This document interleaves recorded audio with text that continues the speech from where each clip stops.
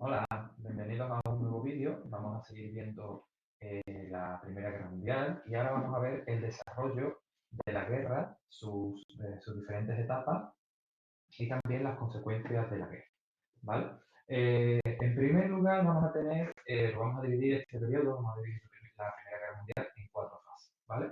La primera fase va a ser la que se conoció como Guerra de Movimientos y lo que se pretende es, por parte de Alemania, derrotar de una forma rápida a Francia y de esa manera atacar rápidamente a Rusia, de manera que la guerra fuese lo que se llamó una guerra relámpago, una victoria relámpago, ¿vale? De manera que no durase mucho tiempo. Y entonces vamos a tener en el frente occidental que Alemania invade Bélgica y Luxemburgo y que Francia reacciona y fracasa la ofensiva alemana. Y por otro lado, Rusia invade Prusia y Galicia, no nuestra Galicia, sino una Galicia, que es un territorio que está cerca de Polonia, y que Alemania va a ser derrotada en Rusia, ¿vale?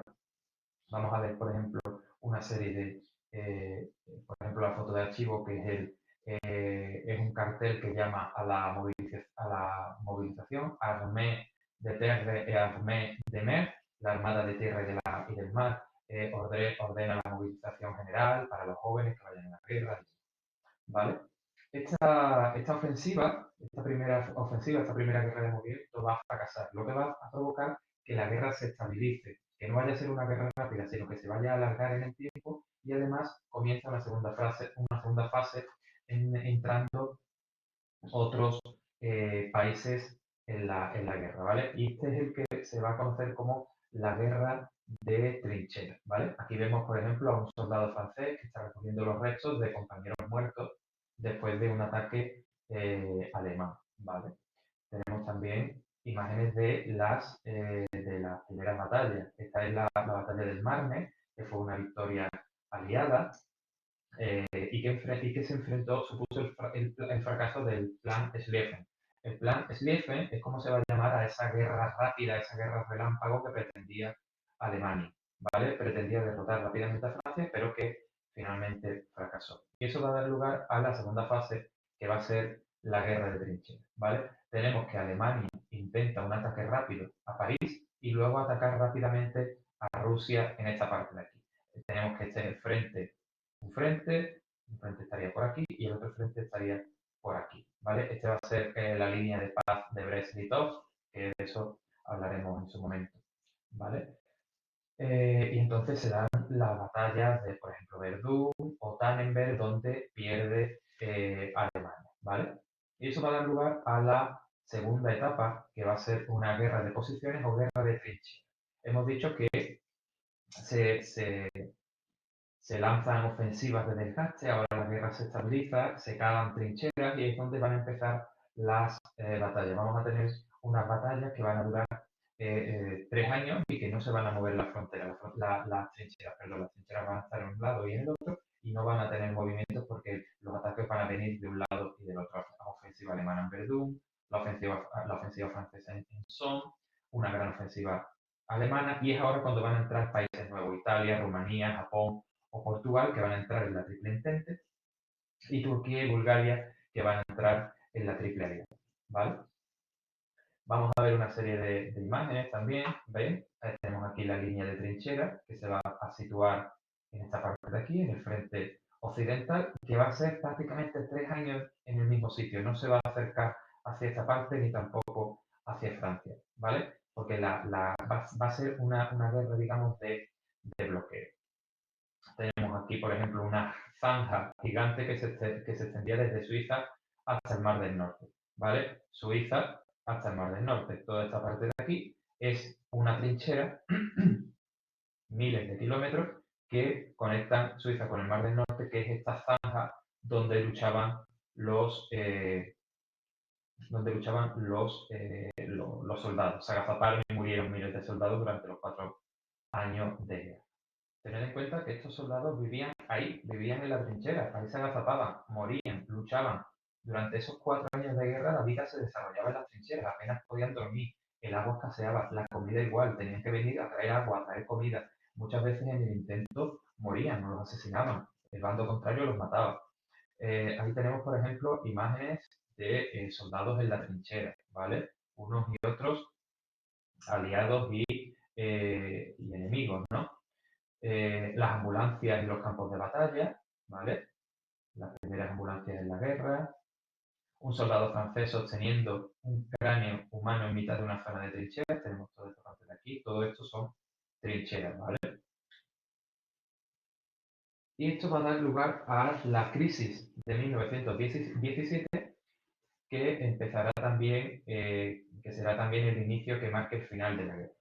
Entonces, esta crisis de 1917 se firma cuando en Rusia, como veremos en el tema siguiente, cuando en Rusia se produce la Revolución Rusa y acaba, con la Revolución Bolchevique, acaba el sistema del Imperio Ruso hasta ese momento, ¿vale? Los marxistas, los rusos, eran contrarios a la guerra, de manera que firman el tratado de Brest-Litovsk y se van de la guerra, abandonan la guerra, dicen, nosotros ya no participamos de esto y nos vamos, ¿vale? Y además, por este tratado con Alemania, Alemania se ve obligada a ceder una serie, Alemania y Rusia se ven obligadas a ceder una serie de territorio, ¿vale?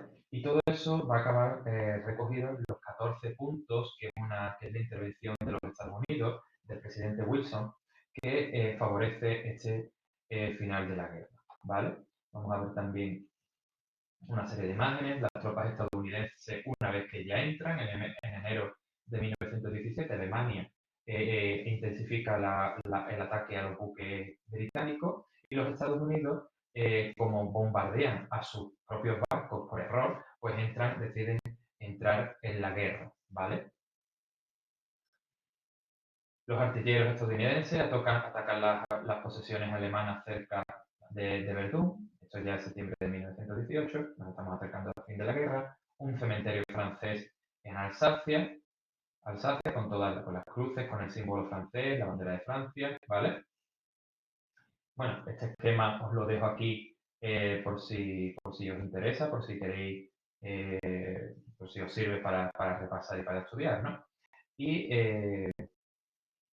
vamos a ver también que la última de las etapas, ¿vale? El final de la guerra, va a ser cuando en el frente oriental, es decir, en el frente que está cerca de Rusia, los británicos, los franceses, los ingleses y los italianos vencen a los austríacos y a los alemanes. Y además, como hemos visto en la foto anterior,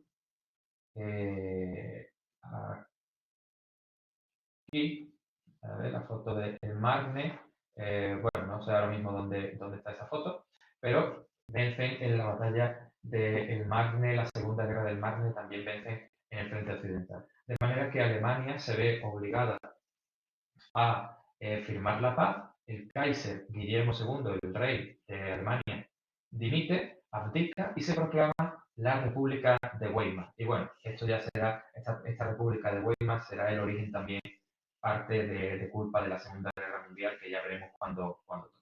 ¿Vale? Y ahora pasamos ya directamente a las consecuencias de la guerra, ¿vale? El primero de ellos, ahora lo veremos, van a ser una serie de tratados de paz, ¿vale? Vamos a hablar de estos tratados de paz y de las consecuencias directas del fin de la guerra. Vamos a ver una serie de imágenes de la guerra, ¿no? Aquí tenemos, por ejemplo, a los franceses que se lanzan desde las trincheras, salen en la batalla de Verdún para atacar al enemigo. Vemos también, por ejemplo, que es en esta primera época, en esta Primera Guerra Mundial, cuando por fin, o desgraciadamente por primera vez se empiezan a utilizar gases venenosos, que fueron los primeros los alemanes en utilizarlo en 1915. El mariscal Pétain, que fue uno de los héroes de la batalla de Verdún, ¿vale? Derrotando a las embestidas alemanas y más tarde será considerado un jefe de Estado que colabora con el régimen de Vichy, ¿vale? Tenemos también la Cruz Roja, las consecuencias, la Primera Guerra Mundial cambió la forma de ver la vida en Europa. Ahí tenemos, por ejemplo, una ambulancia de la Cruz Roja en Hungría. Dunkerque bombardeados. Ahí tenemos a unos soldados, no me digáis que este no se parece a uno de los morancos. Y ahí tenemos al Kaiser, a Guillermo II, ¿vale?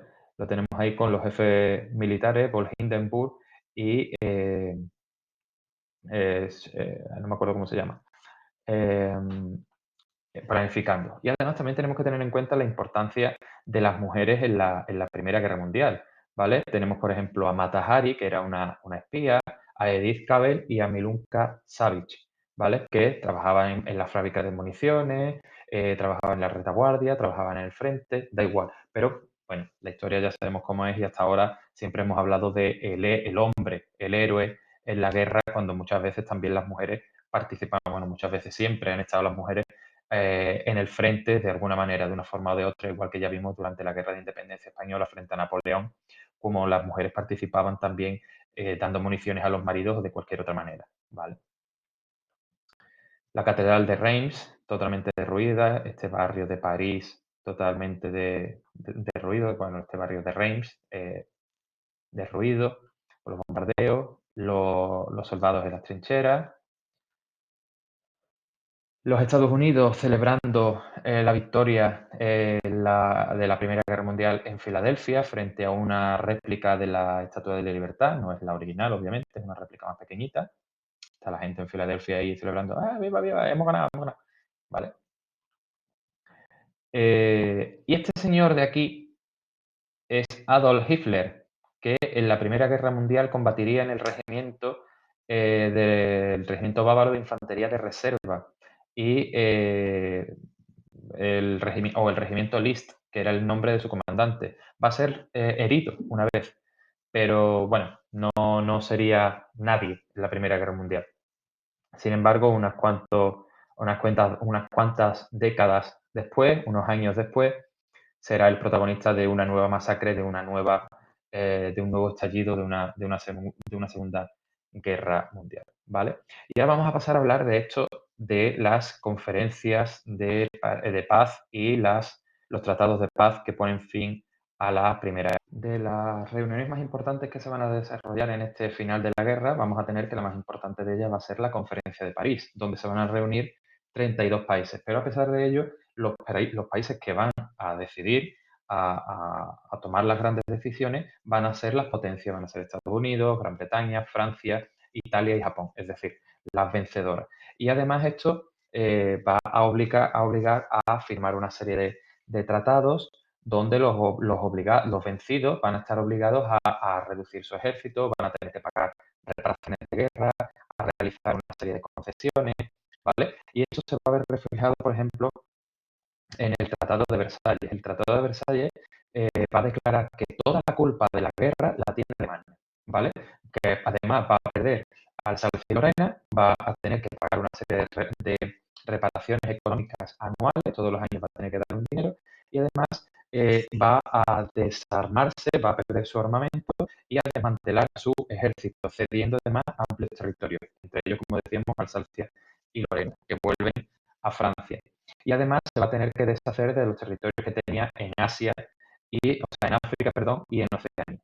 Y esto los alemanes lo van a ver como una humillación, lo que acabará siendo negativo porque Alemania se va a ver humillada y deseosa de revancha, va a querer volver a defenderse como pasará en la Segunda Guerra Mundial. Y luego la Sociedad de Naciones, que va a surgir en 1919 para el fomento de la paz, ¿vale? Tenemos por aquí la firma del Tratado de Versalles, que hemos dicho que reúne a todos los países, donde se declara que la culpa de todo es de Alemania y demás, ¿vale? Y estas declaraciones, estas reparaciones de guerra, Alemania las va a estar pagando hasta el año 2010. Hasta 2010 Alemania ha estado pagando esa multa, digamos, que se le impuso por provocar la guerra. Otro hecho también importante va a ser la reestructuración o la formación nueva del mapa de Europa. Vamos a ir viendo por partes, ¿no? Al principio vamos a tener que Turquía, el Imperio Turco, era todo esto de aquí.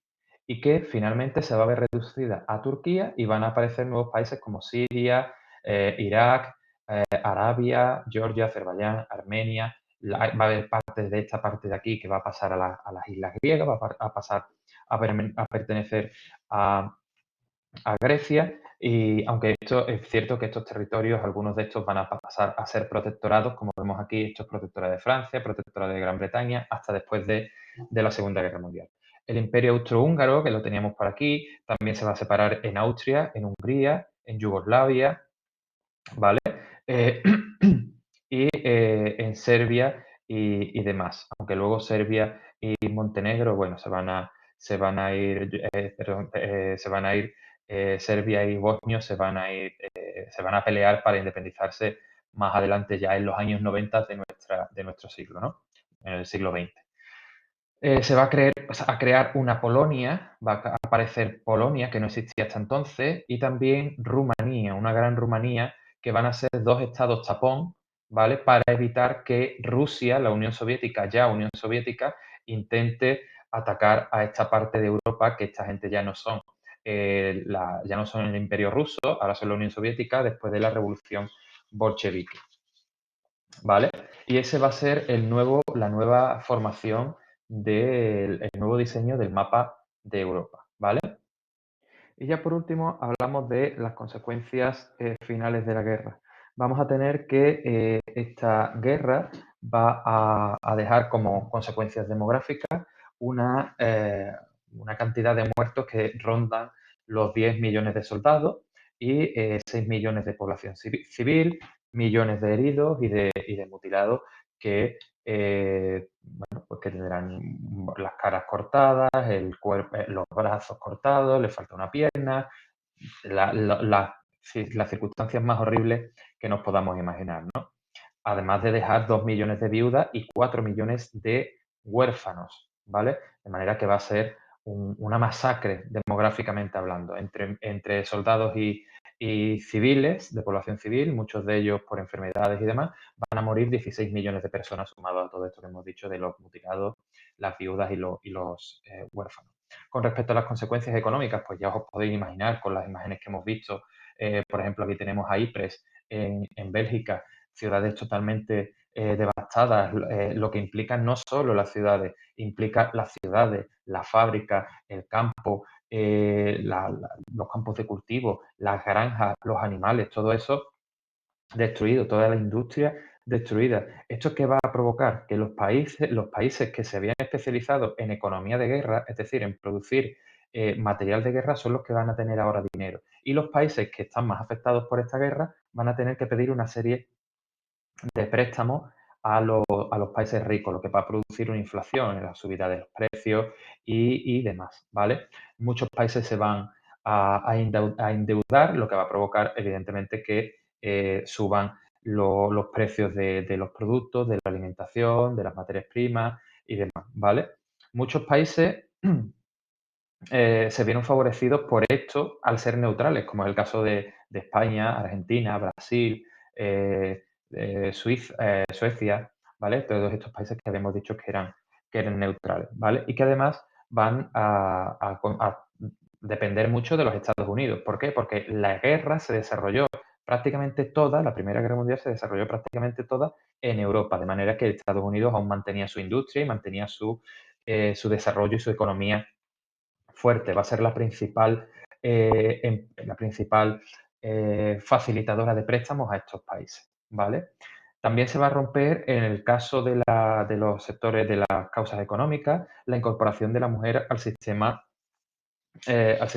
laboral, porque ya hemos dicho que cuando el hombre se va a la guerra, al frente, la mujer va a ser la que pase al mercado laboral. Y esto va a alterar los esquemas tradicionales del capitalismo. Y bueno, también vamos a tener que las clases medias van a salir empobrecidas, porque son generalmente los que más tienen que perder. Y sin embargo, los que se dedicaban a la industria y fabricaban armas van a ser los máximos beneficiados y son los que van a ganar dinero y que además van a especular con víveres, van a jugar con los precios de los productos de la alimentación, ¿vale? Las masas obreras van a sufrir pérdida de poder adquisitivo, los salarios van a verse reducidos o se van a mantener igual, pero va a cundir menos, porque si la hogaza de pan antes costaba 3 veces menos de lo que cuesta ahora, aunque tú tengas el mismo sueldo, te da para menos, ¿vale?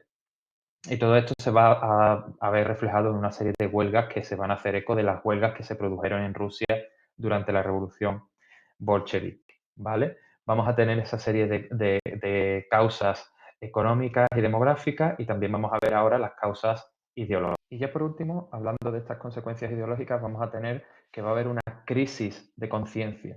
Las consecuencias del conflicto van a llevar a la gente que se cuestione, que se plantee el modelo político, social y económico que hay desde principios del siglo XX. Por ejemplo, el imperialismo y esas ideas que hablábamos de la superioridad de la raza blanca, que era la única civilizada, todo esto se va a poner en tela de juicio, todo esto se va a cuestionar, sobre todo por parte de los países que son colonias, ¿no? Van a decir, ¿por qué ellos son más civilizados con nosotros? Si fíjate en la que nos han metido, en la guerra que se ha desarrollado, ¿no? Va a ser un drama y un caos todo esto, ¿vale? Y además esto va a servir para que en esas metrópolis haya algunos conatos, algunos inicios de intención de movimientos independentistas. Y además va a surgir un nuevo tipo social, el que es el que echa de menos la guerra, ¿no? El nostálgico de la guerra y que está inadaptado a la paz. Después de 4 años luchando en el frente, ya no, su vida solo es la guerra, su vida es la guerra, tiene ese síndrome que ya no sabe vivir en tiempos de paz. De manera que ellos van a ser los que protagonicen esos primeros conatos de movimientos independentistas, movimientos revanchistas y radicales, sobre todo que se van a dar en Alemania, como ya veremos con la República de Weimar y los primeros conatos de intento de la Segunda Guerra Mundial, perdón, que acabará llegando. Y finalmente Wilson, el presidente de los Estados Unidos, va a proclamar, a pedir que se cree una nueva organización, que va a ser la Sociedad de Naciones con sede en Ginebra y con una asamblea constituida por todos los Estados miembros y otra que es un consejo que va a estar formado por las potencias vencedoras. Esto es un ensayo de lo que luego será la ONU, lo que conocemos hoy como la ONU, que, bueno, no se, esta Sociedad de Naciones va a fracasar porque no se integraron los Estados Unidos, tampoco la Unión Soviética, y Alemania e Italia y Japón también se van a salir de esa Sociedad de Naciones justo antes de que estalle la Segunda Guerra Mundial. De manera que, bueno, va a ser un fracaso y lo que de verdad va a triunfar en este momento, tanto en Italia como en Alemania, va a ser el fascismo en esta época de entreguerras y que veremos en el tema siguiente, ¿vale? Bueno, pues espero que haya quedado clara toda la Primera Guerra Mundial con los dos vídeos que hemos visto, con las causas, con el desarrollo de la guerra y con las consecuencias tanto económicas como demográficas, ideológicas y sociales que se van y los tratados que se desarrollan en esta guerra, ¿vale? De todas formas, si tenéis alguna duda, bueno, ya sabéis que podéis escribirme por Classroom, mandarme un correo electrónico o preguntarme en clase, ¿vale? Adiós.